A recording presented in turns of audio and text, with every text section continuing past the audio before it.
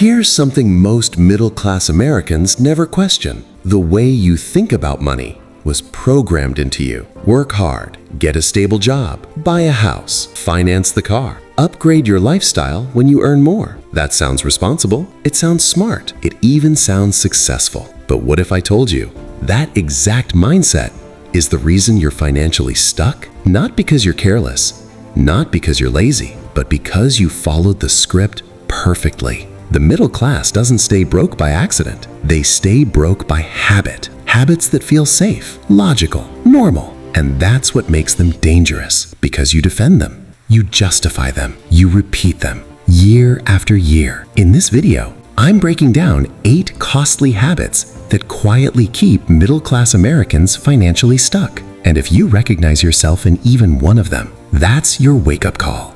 Step 1. Lifestyle inflation. I've seen this pattern over and over in America. The raise comes in, the promotion hits, salary goes from $55K to $70K, and within 3 months, new car, better apartment, upgraded phone, more dinners out, higher monthly payments. Nobody says, "Let me build wealth." They say, "I deserve better," and they're not wrong. But here's what actually happens. Your income goes up and your freedom stays the same, because every dollar of increase gets assigned a new expense. I've watched coworkers celebrate raises while quietly locking themselves into 5 more years of payments. Lifestyle inflation feels like progress, but it's just expensive comfort. Real progress is when your income rises and your lifestyle stays controlled. That gap, that's where wealth is built. If your lifestyle rises at the same speed as your income, you'll always feel broke, no matter how much you make. And that's the silent trap. Step 2. EMI addiction. In America, debt doesn't look scary. It looks normal. You don't feel broke. You feel financed. Car, $689 a month. Phone, $38 a month. Furniture, $112 a month. Credit cards, minimum payment due. Nobody asks, what's the total cost? They ask, can I afford the monthly? That question alone keeps millions trapped, because when you think monthly, you stop thinking ownership. You're not building assets, you're stacking obligations. I've seen families making $80,000 a year who technically earn well, but after all the payments, they're living paycheck to paycheck, not because they don't earn enough, because every future dollar is already promised to someone else. That's EMI addiction. It feels affordable until you realize you're working just to maintain things you don't fully own, and freedom can't grow inside monthly payments.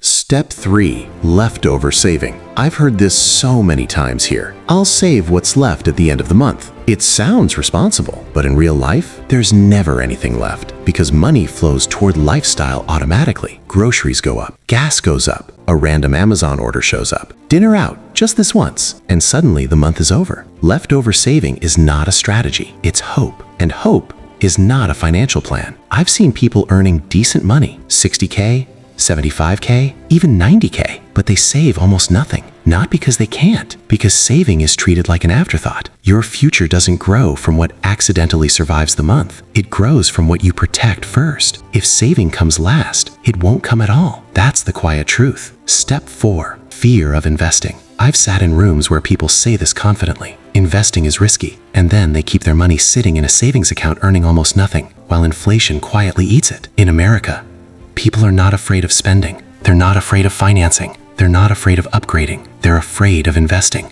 because investing feels uncertain. The stock market moves, crypto drops, real estate fluctuates, and nobody wants to feel stupid, so they avoid it completely. But here's what I've noticed. Avoiding investing doesn't remove risk. It guarantees slow loss. Inflation is real here. Healthcare costs rise. Rent rises. College tuition rises. If your money isn't growing, it's shrinking. Fear feels safe, but in the long run, playing too safe is the most expensive decision. And most middle-class families don't stay middle-class because they invest badly. They stay there because they never start at all. Step 5. Single income trap. In the US, most households rely on one primary income, one job, one paycheck, one source covering everything: rent, insurance, groceries, healthcare, debt. On paper, it works until something shifts. Layoffs happen, industries slow down, companies restructure, medical emergencies show up without warning, and when there's only one stream of income, one disruption becomes a crisis. I've seen families earning solid salaries, $75K, $90K, but living in constant pressure. Because if that one paycheck stops, everything stops. The issue isn't working a job. The issue is dependency. In today's economy, stability doesn't come from one employer. It comes from diversification, side income, investments, small scalable skills, anything that doesn't rely on a single boss. One income feels secure until it isn't, and most people realize that only when it's too late. Step 6. Fake wealth syndrome. Drive through any middle-class suburb in America. You'll see it. Nice cars in the driveway, fresh sneakers, latest iPhone, designer brands, big TV glowing through the living room window. It looks successful, but looks can be financed. Here's what people don't talk about openly. A lot of that lifestyle is built on credit. Car loans stretching 6-7 years, buy now, pay later plans, credit cards carrying balances, zero down upgrades. In this culture, appearing successful is rewarded socially. You get respect, validation, approval. But wealth and appearance are not the same thing. Real wealth is quiet. It doesn't need to be shown. It doesn't need Instagram. It doesn't need brand labels. Fake wealth is loud. Real wealth is stable. And I've seen people chase the image for years, while their net worth barely moves. Trying to look rich is one of the fastest ways to stay middle class. Step 7. No safety net. In the US, emergencies are not rare. They're expensive. A medical bill, car repair, job gap, unexpected home expense. And most middle-class households don't have 6 months of expenses saved. Some don't even have one. So when something unexpected happens, they don't use savings, they use credit. And that's where the slide begins. One emergency turns into debt. Debt turns into interest. Interest turns into years of recovery. It's not about being irresponsible, it's about being unprepared. A safety net isn't pessimistic thinking, it's financial maturity. Because life here moves fast. And when you don't have reserves, every problem becomes a financial setback. Stability doesn't come from income. It comes from backup. Step 8. No wealth blueprint.